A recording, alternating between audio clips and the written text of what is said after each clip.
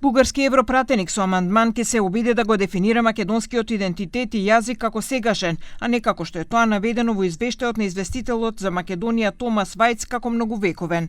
Премиерот Мицкоски вели дека жали што пратениците од нашиот источен сосед настапуваат со ваква реторика, која го враќа бремето на живковизмот. Тој додава дека Македонија нема да реагира со остра реторика, туку ќе биде изразено жалење и ќе се повика на добрососедските односи како што тоа го прават европските земји. Но она што повеќе мене ме загрижува е обидот на еден европратеник кој што доаѓа од владеачката ГЕРБ да вметне амандман во кој што македонскиот идентитет ќе го дефинира како презент на англиски или сегашен. Со што јасно ја вади на површина политиката на живковизмот која што за жал се уште жива кај политичарите во Софија.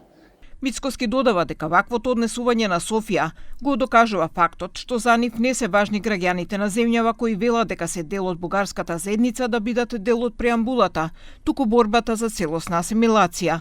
Тој со повик до европските дипломати.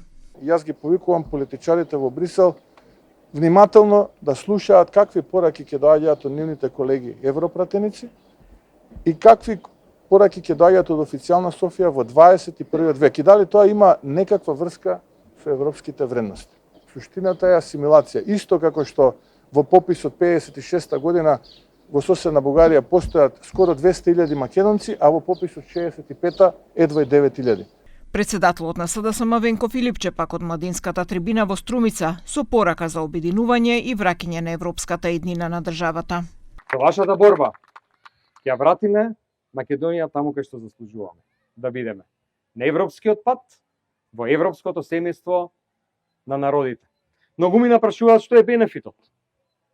Бенефитот е тоа што тоа ќе биде признание за нашиот идентитет. Затоа што тоа ќе биде начин на кој што поквалитетно ќе се живее. И затоа што влезот во Европа е конечно обединување на сите македонци. Бугарските пратеници со 194 гласа за ја поддржаа резолуцијата за евроинтегративните процеси на Македонија, со која Софија испраќа порака дека за Македонија нема да има план Б доколку не го почитува договорот, а на Мицкоски му порачаа дека со ваквите ставови прашање е дали Македонија воопшто ќе може да го продолжи процесот. Во среда пак пред европските пратеници известителот за земјава Томас Вајц ќе го презентира извештајот за земјава во кој се потенцира посебниот македонски идентитет и јазик.